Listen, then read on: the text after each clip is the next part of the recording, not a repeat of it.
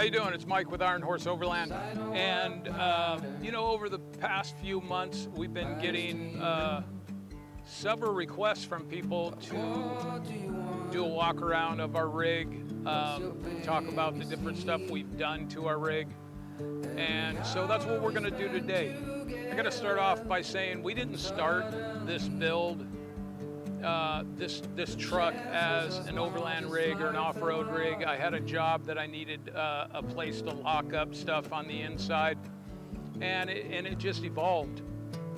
Just like the way this build has come about is an evolution through our experiences and the things that happened just changed the way I first looked at this. I started this build with no real direction, and that is no way to start. Trust me, it gets expensive, and it ends up like 8,000 pounds and 10.5 miles to the gallon.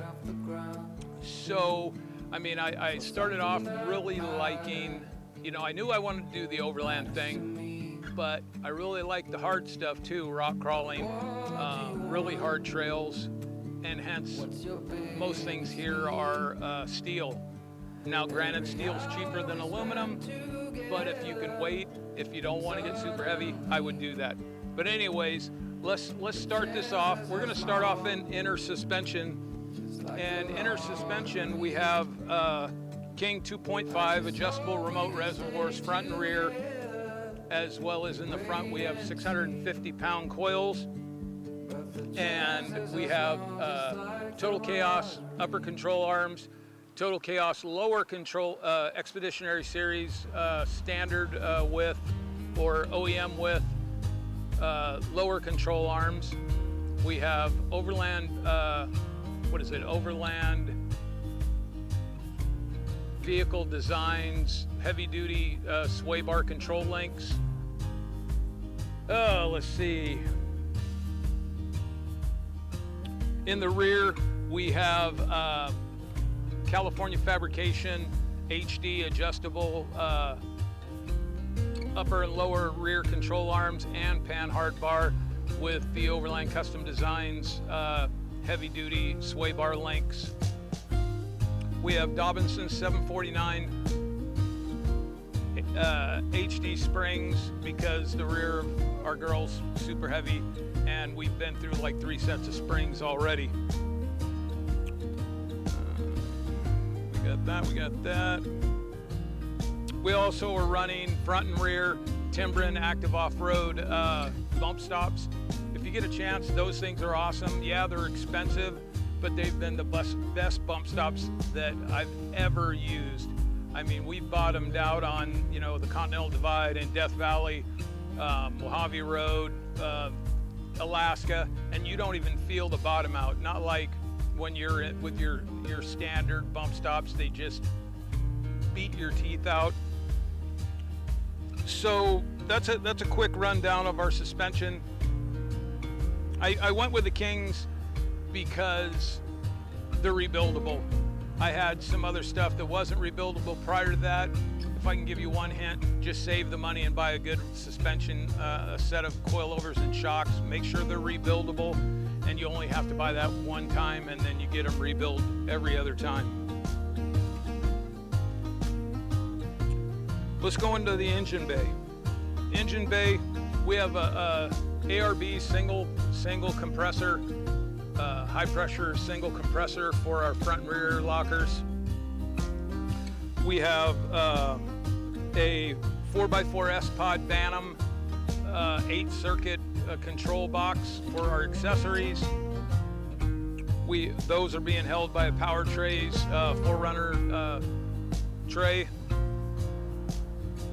We're running Revolution gears 488s because I knew we were going to get super heavy. I knew we were going to be pulling a trailer. I wanted to go to 488s. If you're heavy, don't go to 456s if you're going to go to 35s. We're running a Safari Air Max snorkel. Obviously, you can see that. And in the western United States, not as much for water, but for dirty air. Toyota in their infinite wisdom put the air intake down low on the passenger front fender well. And so basically, if you're out in the desert, you're sucking hot, dirty air. And, you know, my first few trips to Death Valley, every single trip, you know, my air filter was destroyed. I put this on and I can go 3 or 4 trips out in Death Valley before I have to replace that air filter. We're also running a Premier Power onboard high-frequency DC welder. Haven't had to use it yet or got the opportunity to use it yet, but me and Deb are out here by ourselves, and I'd rather have it and not need it than need it and not have it. Comes with a set of arc leads. I went ahead and purchased the spool gun attachment for it too that Bun Welder makes. It's a great product. It runs off the 180 amp welding alternator that they put into it. What else we got? I also this is engine bay and powertrain. I also ended up doing a FJ Cruiser T-case conversion because of a trip we did down to Mojave Road, did Afton Canyon water crossing back when it was actually a water crossing, and my transfer case burned out. Did a bunch of research and I did the FJ Cruiser T-case conversion. Did it myself. It's not very hard. It's kind of it's time consuming, but it works. I also installed a CSF high performance aluminum radiator. That thing has been gold. I don't ever have to worry about overheating again. The thing works great. My old radiator had 190,000 miles on it, and I just figured, why not? I'm already in there. We also, because we knew we were towing, and the truck's already heavy, I installed a B&M supercooler, external transmission cooler. Made the difference in the world. These are rated at a 5,000 pound towing capacity, but if you, I mean, my Patriot camper weighs about 3,100 pounds. The truck weighs 8,000. And when we were in Death Valley without it, we were up in the 250, 260 range on our transmission. You don't want to be hot on a tranny. You want to keep that tranny cool. What else do we have? That's about it for the engine and drivetrain and all that. Wheels and tires. We're running Black Rhino wheels, Reno beadlocks. They're a 17-inch wheel by 8.5. There's a 3.5 backspace with a -32 offset. That way the bigger tires that we put on aren't rubbing our upper control arms or the rear remotes like they were when I first changed them over. We've got those wrapped in a set of Toyo Open Country RTs, 315/70 17s. Love this tire. It's awesome on the rocks. It's awesome in the sand. It's decent in the snow, and it's pretty good in the rain. But they're great tires. These have been on there for at least 50K, and when we get back to Northern California from beautiful Florida, we're gonna change those out. Slowing this puppy down, and being that she's so heavy with a trailer behind it, with the Toyota 4-piston brake kit, we were having problems slowing down when we were coming down steep grades on the Continental Divide. So I put on the Power Brake Stage 1 X-Line big brake kit on this, 6-piston front brakes, and I gotta tell you, it is awesome. It's a pretty penny to put out, but if you're heavy and you're towing, it's a must. We were up in Alaska going over into Canada on the top of the World Highway, and if I wouldn't have had those brakes, I wouldn't have been able to slow down enough to keep from hitting a big caribou that was coming straight at us. I'm a good driver, but the brakes are just awesome. They're worth every penny. Check out powerbrake.com. Let's see, on the rear, we're running StopTech slotted rotors and and Hawk LTS pads. Really good setup. Power Brake doesn't make a set of a rear setup. They're supposed to have them by the time Expo comes. I can't wait to see it. It's going to be not rotors, excuse me, not calipers, but it'll be a 48 vane curved rotor with their pads, no caliper. Let's go into bumpers and armor. On the front, we have a 3-hoop full DeMello front steel 3/16" steel bumper. In the rear, we're running a brute force fabrication dual swing out 3/16" steel bumper. Underneath, we're running the RCI 3/16" steel skid plate package, not the gas tank skid. And then for rocker panels, we're running CaliFab bolt-on rock sliders. Those are great. I've pivoted this thing around rocks this big, not a problem. Oh, let's see, on the front bumper, you obviously see I keep my my high lift jack, and I've considered getting rid of it. I really have, because it's heavy. But when we were in Canada and we broke our trailer axle, we actually used this and it saved our bacon. So I don't think I'm getting rid of it. I got a few little attachments to make this safer, so I can pick up the truck from the bumper or from the sliders, and it's not going to slip off. Holding that on is our Agency 6 Mega Mount.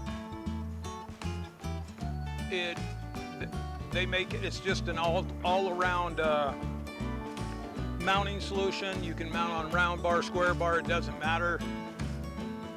This thing hasn't moved in all the thousands of miles that we've done all through Canada, Alaska, Baja, Mexico. I can't speak more praise for this mount. Down here we're running a Warn VR 12,000 winch, love it, with a Agency 6 fair lead and an Agency 6 winch shackle. Great stuff.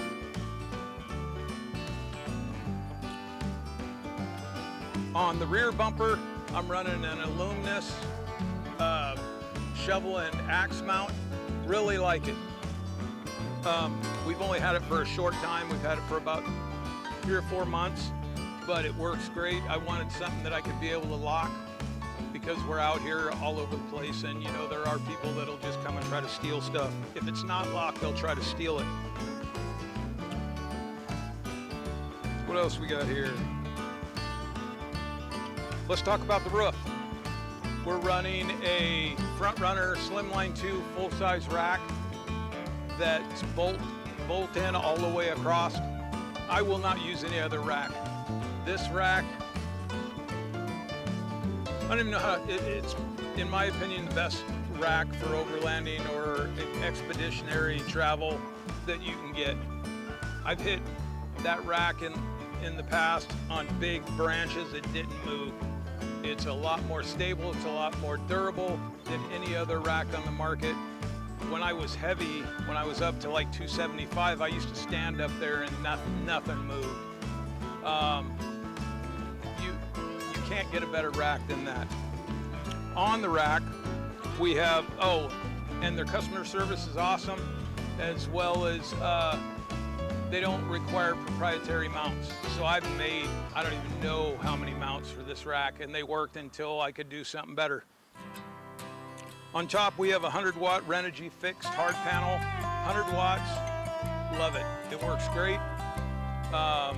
We have 2 Pelican BX55 cases, and then 2 other miscellaneous cases.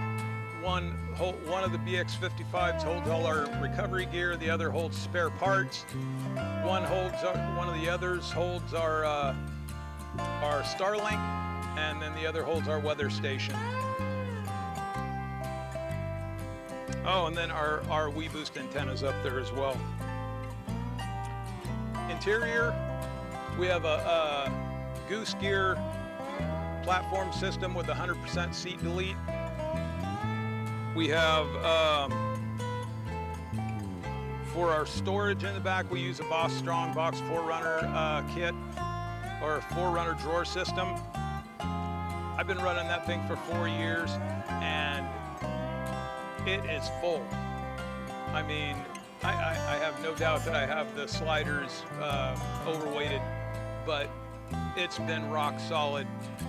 Attached on one side of that, I have our dual ARB 12-volt compressor. It's attached on the molly on the left-hand side, and then wrapped around that. On the other side is a 1-gallon ARB air tank. That's strictly for airing up and airing down. We also have the Rago window interior molly panels, and on one side we have a bunch of first aid and stuff like that attached to those, and on the right side, on the passenger side, we have our 1,000-watt Cotec SP1000 inverter, as well as a plug-in strip, and then all our batteries and stuff plug in right down on the side. They sit on the wings of the Boss Strong Box. Inside the Boss Strong Box, I'm running all my tools that I need. Pretty much I could do whatever I needed to do on the truck. We also have our, on top of the Boss Strong Box, we have an ARB fridge slide that I converted to a tilting slide, and a Dometic CFX3 55-liter fridge that we use as a freezer. Up front, we have a Pelican 1535 air case that I use for my camera equipment, bolted down to our seat delete, as well as a black rack rifle retention lock that is used for our shotgun. And that's a great mount. Up front, running an Expedition Essentials T4R accessory mount on the dash. That thing is awesome. Those people are good people, and it's just a great product. Various RAM mounts, obviously. And other than little things here and there, that's the interior. Our 12-volt system, like our trailer, our truck has a 12-volt system. We start this 12-volt system off with Battleborn batteries, BB10012H. That means internally heated 100 amp hour battery. Running that battery and managing everything is our Red Arc Manager 30 battery management system and DC to DC charger. That thing, the Red Arc Manager 30 is a DC to DC charger, a battery management system. It'll also allow me to pull in shore power on my truck. So if we end up like out here on the East Coast, there's not that much public land, so we're in a lot of campgrounds, and if they have power, I can plug the truck in and charge my battery, and it'll always prioritize the solar, but fill my batteries up, and I never have to worry about running out. Our Battleborn battery sits in a custom-made battery box by Fort Campers. If you haven't seen Fort Campers, check him out. He makes awesome campers, and the prices are good. Now, well, let's get into lighting. I guess you can wonder what kind of lighting I got. On the bumper, we're running a 30-inch KC Highlights Pro 6 4-light LED light bar. On the roof, we're running a 50-inch KC Highlights Pro 6 LED light bar. And let me tell you, you turn them things on at night, you can see the future. I BS you not. In the bumper, we're running the KC Highlights C4 4-inch fog lights. And let me tell you, anybody who has a 4Runner and has stock headlights know that they, for lack of a better word, suck. I put these in and I run my regular headlights with these. It doesn't mess with anybody's vision coming at me, but I can actually see, and I don't need to go out and spend $1,200 on a pair of aftermarket headlights. I love those things. On the sides, we're running the C2 scene lights. They're good lights. When we're in camp, I can light up the whole side of the vehicle. And in the back, because we almost got hit a couple of times in the desert, I went ahead and put in the 28-inch Casey Highlights chase bar. I love it because you can run, I ran mine through the toe plug, which was the easiest way to do it at the time. And it gives me brake lights, it gives me reverse lights, it gives me the yellow wig-wag or a steady, whichever one I want to set it up for, and brake lights. So not only can you see the brake lights on the truck, you see them up high right on the lower part of my rack. So if somebody hits me, they can't say they didn't see me. And I do have and then for ditch lights, we're running the Gen 1 dual flex ditch lights with the amber filter on them. And I do have a set of rock lights. I haven't put them in yet. I probably will, but I just, when I did, the last thing I did was lighting because I wanted the performance before anything like that. And let's be honest, how often do you actually go do night runs? But, you come into camp late, rock lights would be nice for that. You pull into camp, you don't want to blast people out. Turn your rock lights on, you can see what's going on around you. Let's go into comms. We're running a Yaesu FTM 400 XDR dual band ham radio. And then we have a small Cobra CB, one with everything in the handle. Probably going to get rid of that and go to a Midland GMRS. I think nowadays CB Citizens Band radio is pretty much dead. Everybody's going to GMRS for ham. I think GMRS more so than ham because people don't want to take a test and you don't have to. My radio's running through a Diamond 2-channel, 2 meter, 70 centimeter antenna up front. It's not the best ground plane, but it does work well. We also have a Garmin InReach Explorer that allows us to keep in contact with family, friends, anywhere in the world, and we don't have to worry about not being in signal. We have a WeBoost cellular extender. Yes, they work, but you do need a discernible signal for it to boost. A lot of people think it just creates a signal out of thin air. It does not. But when we broke our axle in British Columbia, it saved our bacon. We were able to get a tow truck out to us and drag us back 150 kilometers to Hope, and then we were able to get things taken care of. And last but not least, we have our Starlink. I love the thing. It allows me to upload videos. It allows me to get online. It allows me to post. It allows me to do so many things. Yeah, it's expensive, and if you can afford it, I would do it. That's about it. I know that was kind of quick. We'll have some video of the different things during the video, and let me know what you think. Let me know whether you don't think it went the right way, or you think it's good. Let me know what you think. I mean, the best rig out there is the rig you have. But what I would tell you is, do your research. Don't just go out and buy something because it's cheap. Watch YouTube. Learn how to put this stuff on yourself. That's a good way to save money. Every modification you see on this vehicle was done by me or me and my wife, except for the front and rear lockers, the re-gear, and the welder and the fuel tank. Other than that, everything else was done by us.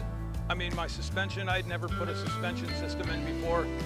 I watched Wanderlust Overland. Those guys are awesome. I saw their video on them putting in their Toy Tech lift, and at the time that's what I was putting in. Their truck's pretty much the same as mine, except it's a TRD off-road. I watched their video like 12 times. It was so good that I was able to just go in and switch the suspension myself and probably save myself another 600 bucks, depending on what your mechanic rates are. What you also learn by doing that is you learn about your truck. You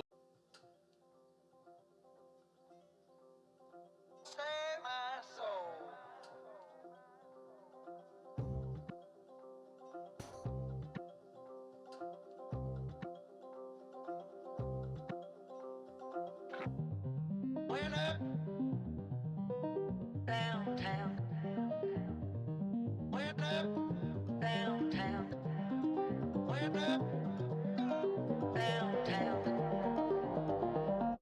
I want to save my soul.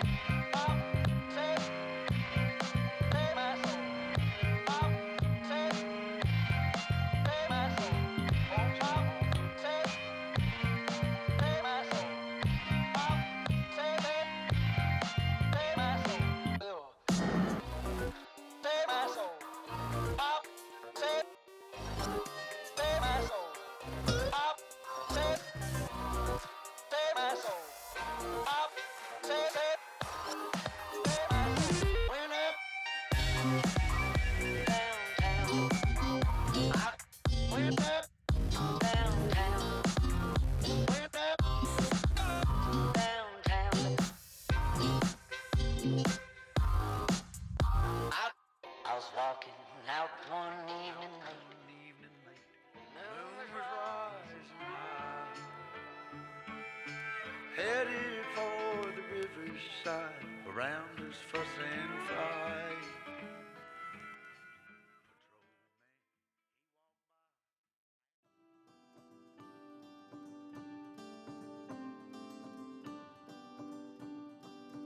So that's it. I hope you like the video. If you do like the video, they're gonna get better.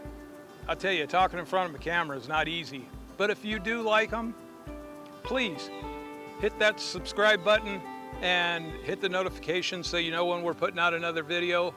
I'm gonna be more consistent on posting videos in the future. I appreciate you guys and take care.